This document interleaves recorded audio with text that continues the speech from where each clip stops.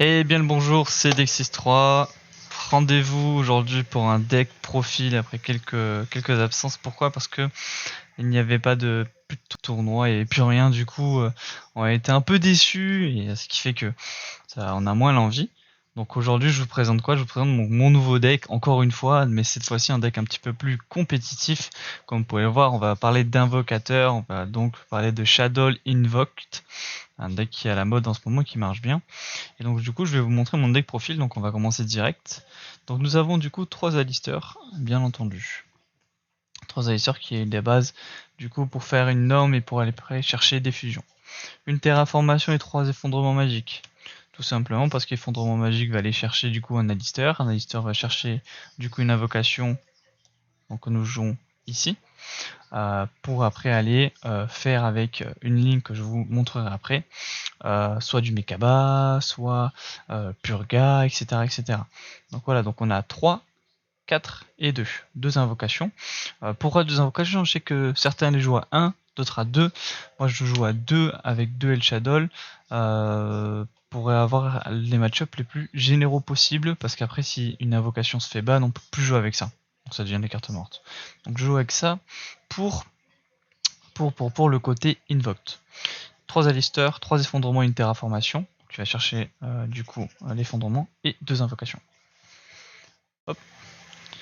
On va passer suivant sur les Shadow, parce que bien sûr il y a le Shadow. Nous jouons 3 fusions de marionnettes de l'ombre. On joue 2 fusions L, 3 Wendy, 2 Squamat. Hop, je vais les mettre ici. 2 Squamat, une bête, un Don, un hérisson, un Ariel, un dragon. Donc comme vous pouvez le voir, on joue à 3, 6, 9, 10 Shadow. Donc ce qui permet d'en avoir au moins 1 à 2 en main très facilement. 3 fusions, qui est la carte la plus importante dans le deck, la plus forte, et 2 El Shadow. C'est comme invocation ici, généralement on la joue à 1. Ça dépend. Moi, comme je vous dis, je suis plutôt dans un terme général. Je vais plutôt aller dans un go first, du coup je vais en jouer 2. Et puis après, selon les match-ups, je vais en cutter une. 3 Wendy parce que ça permet d'aller après Sum, du coup, Spé, du coup, une carte supplémentaire sur le terrain, donc il va faire plusieurs combos. Et 2 Squamat, car c'est un élément très important quand on va faire une construction, etc. On veut jeter un Squamat qui va jeter une autre carte. Voilà, c'est pour aller mettre du cimetière pour pouvoir après utiliser nos cartes. Une bête, un don, donc la nouvelle de Ghost from the Past. Donc ça j'utilise parce que je voulais être à 10 et je trouve qu'elle avait un effet pas mal. Donc si cette carte est envoyée en cimetière par un effet de carte, je peux cibler un monstre à sur le terrain et aucun joueur ne peut activer les effets de la cible.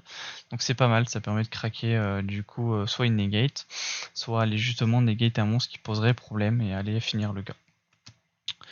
Un hérisson, une Ariel, un dragon, donc ça c'est des cartes un peu génériques qu'on utilise du coup pour combler. Je suis très satisfait, voilà, j'ai fait quelques tests, j'avoue que je joue pas mal, donc je suis très satisfait de ça. Donc on joue à 10 plus de 12, on est à 15. 15 Shadow et on était à 3 ici, 2, 5, 9. 9, donc voilà, c'est la staple. Donc on rappelle, Shadow Invoke, ça n'a pas vraiment trop de free spot, on va dire, dans la catégorie. Mais ça tourne pas mal en vrai.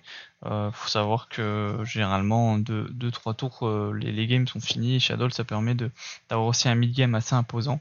Donc mes choix sont là. N'hésitez pas si vous contestez, si vous posez des questions sur les choix que j'ai fait, je peux y répondre facilement. Je réponds à vos questions, il n'y a aucun souci pour ça. Donc n'hésitez pas à poser des questions en commentaire ou à venir du coup sur mon Twitter pour poser des questions et discuter avec moi, il n'y a aucun souci. On reste du coup sur du Shadow. Ici avec Schisme en 1 et Marionnette de l'ombre Rêche Incarnation en 2. Schisme qui va pouvoir du coup faire des fusions en bannissant des monstres de cimetière. Donc du coup en utilisant ce qu'on met par exemple. Et Rêche, carte que j'aime beaucoup, qui va pouvoir tout simplement prendre un monstre de l'ombre dans le cimetière et l'invoquer. Donc avec ça c'est facile, construct, envoie Rêche, construct, va au cimetière, je reprends Rêche, je reprends construct, et je fais des combos, et je fais des combos, et je fais des combos. Une carte très intéressante je trouve. Je préfère jouer avec Rêche de temps en temps qu'avec Schisme, après ça c'est selon comment on joue. Schisme était assez cher, donc toutes les cartes qui sont un peu chères, style Schisme, Invocation, sont en anglais pour économiser un petit peu. Sinon après le deck est très facile à buy. Juste les invocations et schisme. Après c'est très facile. Au niveau du paiement, on va dire, on n'est pas sur des gros decks. Juste après, les staples sont toujours un peu chers, mais c'est normal. En parlant de staples, là on va être du coup dans du full carte un peu générique. Donc sacrifice inutile qui est à 1, qui va nous permettre du coup d'aller envoyer un monstre du deck au cimetière. Donc avec cette carte on va envoyer Squamat, tout simplement, qui va être une autre carte. On reste toujours dans cette optique deck cimetière, puis après utiliser cimetière pour faire des invocations. 3 cyclones cosmiques en ce moment, ça c'est vraiment un choix méta. C'est-à-dire qu'en ce moment il y a beaucoup de decks qui jouent avec des cartes pièges, des cartes magiques qui font mal. Et aussi avec des cyclones, c'est-à-dire ça permet de bait aussi. Donc c'est vraiment sympa. Moi je suis plutôt dans l'optique d'utiliser 3. Il n'y a que contre Drytron on l'utilise pas. Et donc contre Drytron du coup on va les side tout simplement.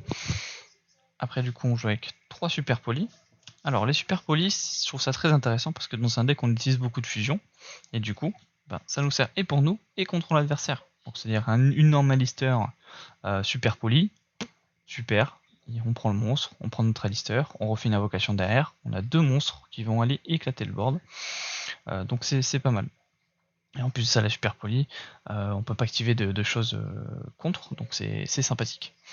Donc ça c'est le must-have, je pense que ça je ne le code jamais, On passe du coup au niveau des entraps, donc on va jouer trash normal dans cette méta où il faut toujours avoir une carte à générique, même si ça touche beaucoup, sans toucher beaucoup, mais il faut l'avoir, c'est trop important, je trouve, de jouer ces cartes là. Et du coup moi je joue Gamma du coup avec une brique. Gamma ça sert à quoi?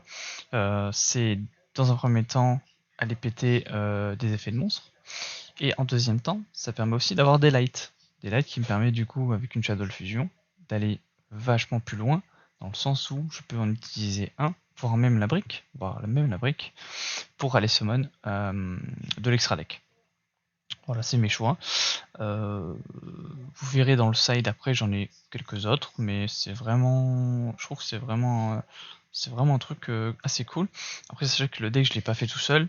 J'étais du coup avec des gens qui jouent avec moi donc sur Toulouse, on s'est assis, on a fait une liste ensemble. Et franchement, c'est vraiment des bons conseils, donc je les remercie. C'est grâce à eux que je peux jouer comme ça. Et après, j'ai trouvé un bon équilibre, donc il y a tout ça cool. On va passer sur l'extra. Donc d'abord on va passer sur les links. Donc on va prendre une Artemis. Artemis pourquoi? Artemis c'est pour norme le Alistair, faire une link à Artemis, invocation Mekaba. Voilà, hop, tout simplement on a cramé une carte, c'est parfait. Ça permet aussi, avant c'était un autre combo, on faisait une link, un salamandre plus Secure Guard là. Là on utilise une carte donc ça libère une place dans les Stradec. Après on a contrôle de la pesanteur. Contrôle de la pesanteur, on va l'utiliser pour faire craquer un effet de construct, de Winda, etc. pour pouvoir du coup prendre une carte. Elle sert de link 1 en plus de ça. Donc du coup c'est construct qui va envoyer imaginons schisme. Contrôle de la pesanteur, c'est link 1 sur la construct, on récupère schisme dans la main. Tout simplement. Après on joue avec. Hop, on va prendre celle-là plutôt. Salamangreat Almirage. Donc Almirage ça va permettre de faire comme Artemis, mais cette fois-ci pour invoquer Purgatorio. On va jouer Mouton de Croix. Mouton de Croix, qu'est-ce qu'elle permet? Elle permet d'aller chercher un dragon épée Borel. Donc ça va, les deux vont ensemble. Qu'est-ce que ça fait? Mouton de Croix permet, quand une fusion est invoquée dans ces 2 flèches, d'invoquer spécialement un monstre de niveau 4 depuis le cimetière. Donc un matériau en plus pour faire une ligne 4. Et après on sort épée Borel. Je joue pas tellement, mais ça sert quand il y a un gros boss monster en face et qu'on peut pas le détruire, etc. de façon par des effets de cartes, par contre. Donc sympathique épée Borel, je le joue de temps en temps, c'est pas celui-là que je joue le plus, j'avoue, mais quand il faut le jouer, voilà, tout simplement. Donc 4, on a 5 du coup Link. On va passer du coup sur. Hop, on va le mettre là. On va passer donc sur les Shadow. Donc on joue une Construct, une Abkalon, 2 Winda. Donc on est à 4 Shadow. On pourrait dire que c'est pas énorme, mais en vrai c'est assez. C'est-à-dire que Winda va bloc, Abkalon elle va effacer, annuler, et Construct va faire le combo pour du coup défausse et reprendre. Ce qu'il faut savoir, c'est que moi je joue énormément en crèche. Donc crèche va tout le temps aller chercher une de ces 4 cartes là, et ces 4 cartes là vont tout le temps aller chercher Resh au cas où. Donc ça permet d'avoir un combo solide, une green game plutôt pas dégueu. Donc 4, après si vous pensez que je devrais en jouer plus, n'hésitez pas à me le dire. Et on en discutera. Et du coup on passe du coup sur les invoqués, donc je joue un Mekaba, 2 Mekaba, un Rajin, un Purga, un Locoides et un Kaliga. Donc 2 Mekaba parce que ça permet de negate, etc. C'est quand même faudra la rajouter. Rajin qui permet avec un Locoides et une Winda de faire des ravages. Purga pour aller faire de la perce def et aller chercher du coup du boss monster. Okoides qui permet tout simplement de détruire des cartes spéciales Shimon, donc dans la méta actuelle c'est très fort, et un Kaliga qui permet de lock l'adversaire. Donc attention, Kaliga je l'ai souvent joué et j'avoue que je me suis mordu les doigts parce que c'est une carte à double tranchant, et si on n'a pas les bonnes cartes pour aller taper dedans, pour aller l'effacer dès qu'on en a plus un, ça peut devenir très problématique. Donc ça c'est une carte peut-être qu'un jour je virerai si j'en ai pas l'utilité, pour peut-être mettre une construct en plus, mais pour l'instant ce n'est pas le cas. Donc voilà, ça c'est du coup l'extra deck. Donc hop, on va faire comme ceci. On va maintenant partir sur le side. Le side deck. Hop, donc le side deck, on va jouer quoi? Donc après, n'oubliez pas, un side deck, c'est pour la méta, c'est pour les gens qu'on va rencontrer dans les locaux. Donc moi, les gens ils jouent beaucoup Tritron, ils jouent beaucoup Prankid, ils jouent beaucoup ce genre de cartes. Donc 3 Hurleberlu en side, parfait. Après, je sais pas si celle-là je la joue. Hop, un violent orange de poussière, une carte piège qui permet de détruire 2 magie pieds sur le terrain, dans la scène, donc ça c'est cool. Il y a aussi Event Duster sur la carte magique. J'aime bien la carte piège, donc pour l'instant j'ai pas trop eu l'occasion de le jouer, c'est vraiment quand il y a une grosse back row.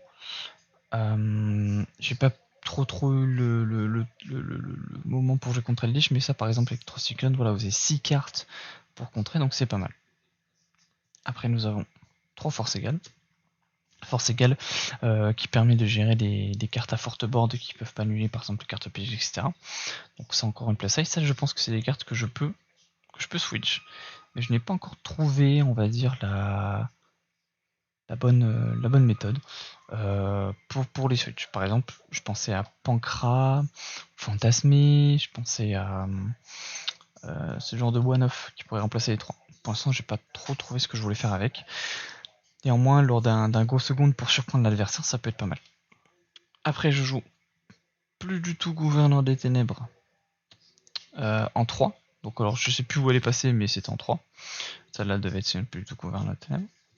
Bah tiens, allez là, hop, plutôt Gouverneur des Ténèbres. Donc, ça pour un go second, c'est très bien contre les crowboards. Ça annule tout. Donc, ça, c'est stylé. Moi, j'aime bien le jouer. Surtout qu'avec Shadow, en fait, on va pas chercher l'OTK, on va chercher un gain de game, un contrôle de game pour mettre l'adversaire à feu et à sang, voilà, tout simplement. Donc sympathique. Puis nous jouons Nibiru en 3. Donc je sais pas si vous avez vu la vidéo de Gab qui remettait un peu en cause Nibiru, etc. Moi j'aime bien jouer Nibiru, c'est une valeur sûre dans tous les match-up. C'est pas une carte qui est mauvaise, en plus c'est un light, du coup vous pouvez l'utiliser pour tout ce qui est invocation, construct, Mekaba. Donc c'est très bien, il y a pas de. Je trouve ça cool, donc voilà, c'est mes 15 cartes, donc Hurleberlu, Nibiru. Puis plutôt Gouverneur des Ténèbres, force égale, violent orage, ou poussière. Tout simplement. Hop, voilà, donc ça c'était mon side, vous avez vu mon deck, vous avez vu mon extra deck. Encore une fois, n'hésitez pas à vouloir discuter avec moi concernant mes choix.